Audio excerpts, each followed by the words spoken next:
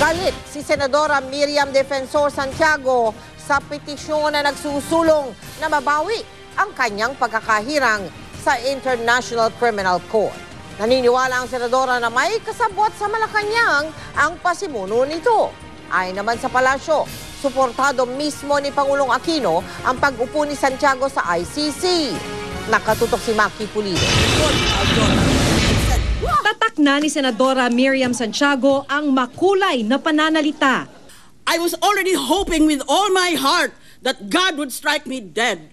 Ang kanyang mga banat talaga namang hindi malilimutan. I shall file a motion to cite these persons for contempt as soon as the pages can cooperate with me in identifying what their names and addresses are. Panginoon, bigyan mo ako ng sapang buhay. Nakiuso rin sa kanyang mga pick-up lines. Alarm clock ka ba? Kasi pagising ko, ikaw yung una kong gustong patayin. Premyadong mambabatas, si Senator Miriam ang unang Pilipinang hukom na mauupo sa International Criminal Court. Pero sa gitna ng lahat ng ito, lumutang ang online petition na in-upload ng isang Rodel Rodis sa website na change.org. Nanghihikayat ito na lumagda ang sino mang gustong mabawi ang appointment ng senadora sa ICC dahil hindi raw ito nararapat sa pwesto. Kaya ganun na lang ang galit ng senadora. Yung dati nang nagpapatakbo ng black propaganda sa akin ng 1992, bumalik na naman dito sa Pilipinas para na naman ulitin lang yung ginawa niyo sa akin noong 1992. Ayaw magbanggit ni Santiago ng mga pangalan, pero may kasabwat daw na ilang opisyal ng Malacanang, isang presidential advisor daw at isa umanong taga-Malacanang press office.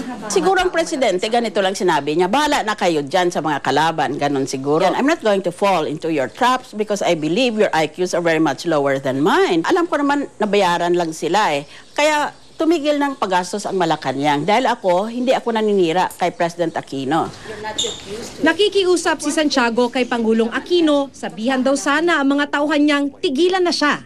Ipipilit pa nila itong petition nilang ito, malamang baka mag-isip ako na hindi bali na ibang Pilipino lang padala natin doon. Minsan, dito na lang ako para ma-atake ko nang ma-atake sila sa Senado. 6 na taon ng atake yon. Sa tingin nito. Ayon naman kay Presidential Spokesperson Edwin Lacerda, suportado ng palasyo at ni Pangulong Aquino si Santiago, partikular ang kanyang pag-upo sa ICC. Ang DFA ikinampanya pa raw siya para mapabilang sa International Criminal Court.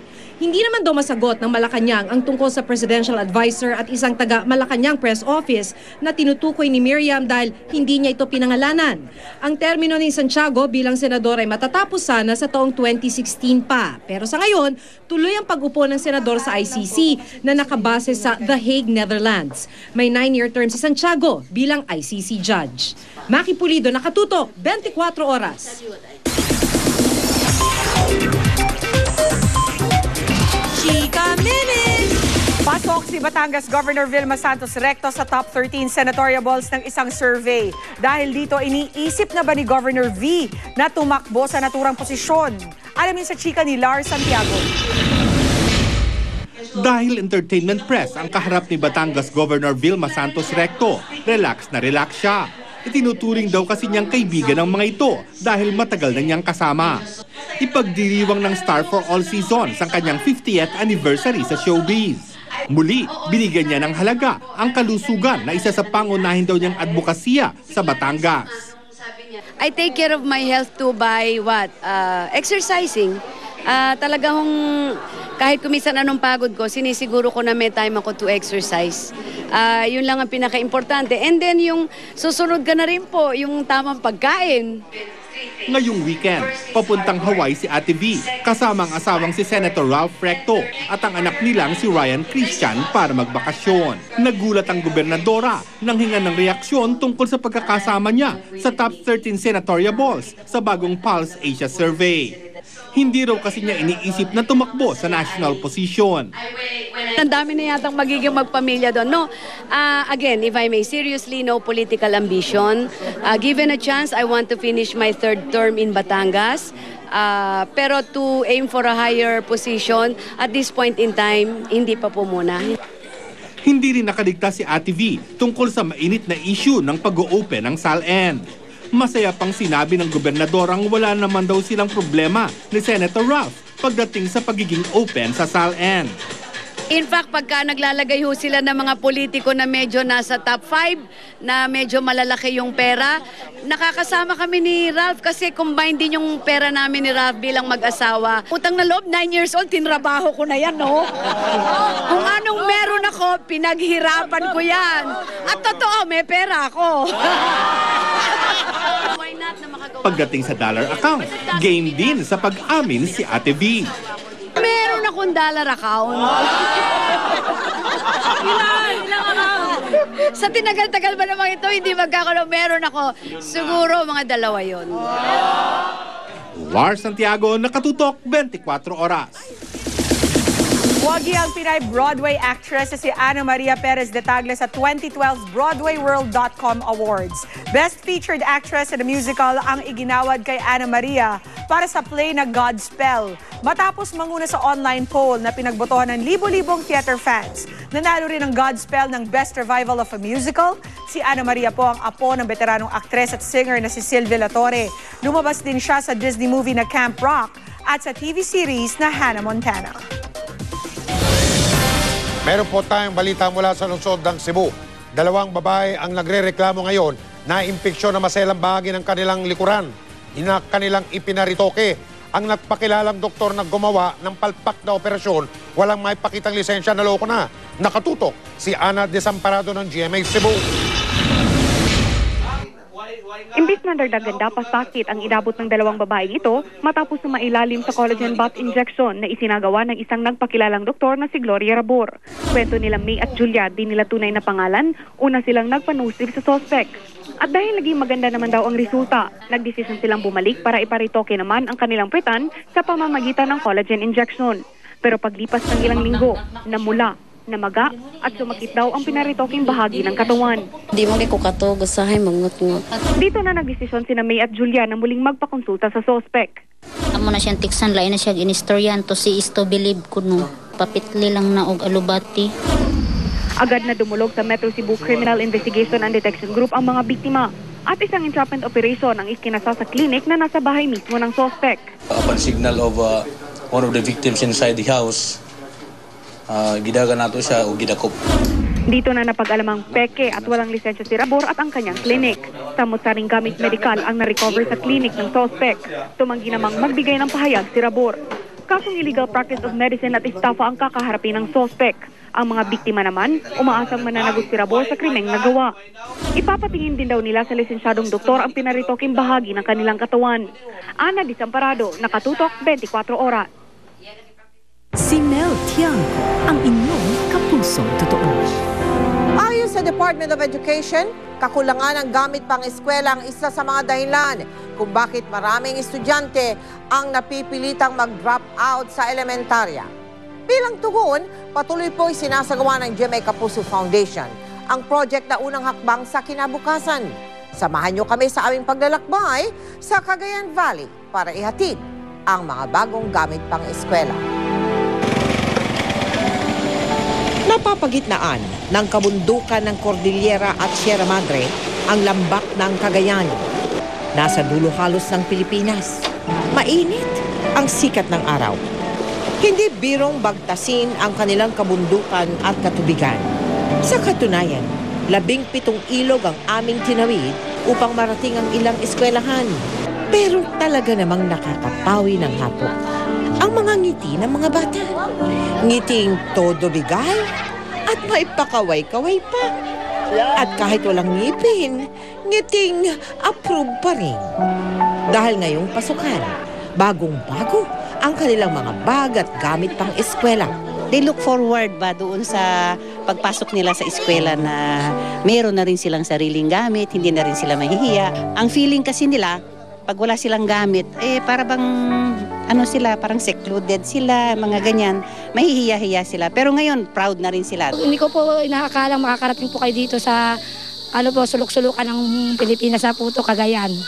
So maraming salamat po. Agyamanak TGMA Foundation. Pero sa gitna ng mga ngiti, ang nanay na ito napaiyak. Ako lang po nabubuhay sa mga anak ko. Yung asawa ko po may asawa na sa Maynila. Ayon kay Jonaline, ang kanyang pag-iyak ay bunga ng kagalakan. Dahil nakalibre ng gamit pang eskwela, ang kanyang anak na grade 1, may mailalaan na siya para sa mga gamit ng 2 pang anak.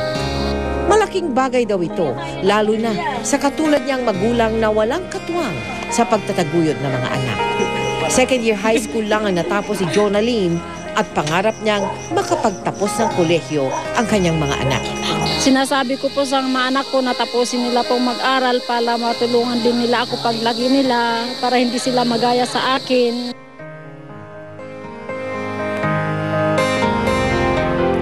Mga ngiti at luha ng kagalakan, yan po ang pumapawi sa aming pagod sa napakalayong biyahe. Bukas po abangan sana ninyo ang pangalawang bahagi ng aming biyaheng Cagayan sa piling ng mga kapatid nating AGTA. Patuloy pa rin po ang GMA Kapuso Foundation sa paghahatid ng mga bagong gamit pang eskwela sa iba't ibang panig ng ating bansa. Kami po ay nagpapasalamat sa lahat ng aming katuwang sa project na ito.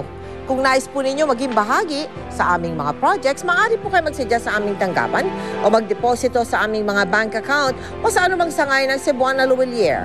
Maaari rin mag-log on sa www.kapusofoundation.com.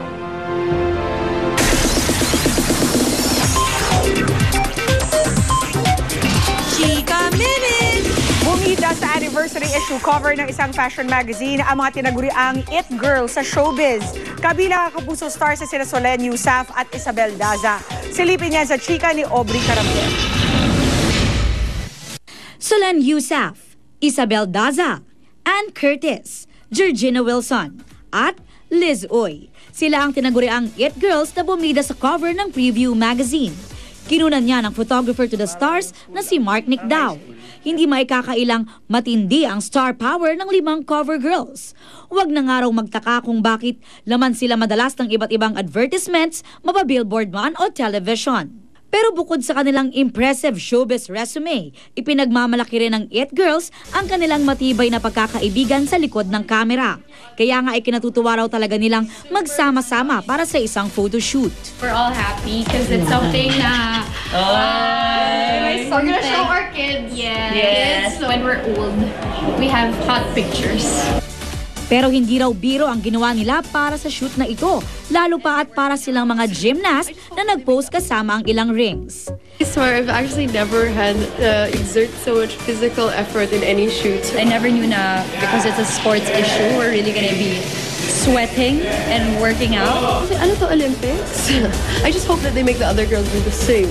Hindi ako papayag na ako lang sweaty. Dahil na rin sa kanilang close friendship, masasabing iisa na nga rin daw ang kanilang fashion statement. Meron kaming isang style na nagkakasundo kaming lahat, which is feminine. When you're always together, I feel like you like the same things. Like what one finds beautiful, the other does too. We also borrow each other's clothes a lot. She never returns. She never returns my stuff. Return it! All of us raid Liz's closet. All of us.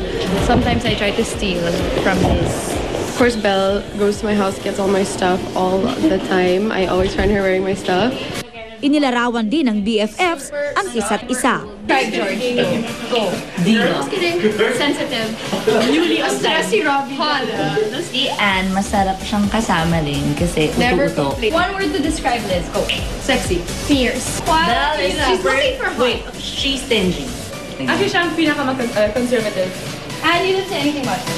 The meanest. Oh, that's true. Belle has the smallest waist between all of us.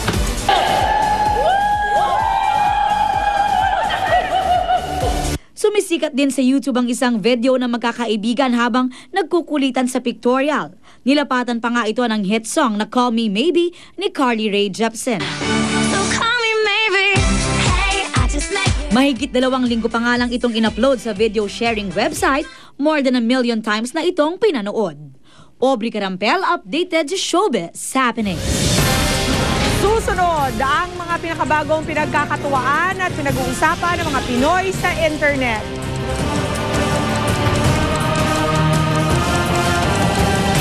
Tuloy ang pagtutok dito sa 24 Oras. Tingin mo,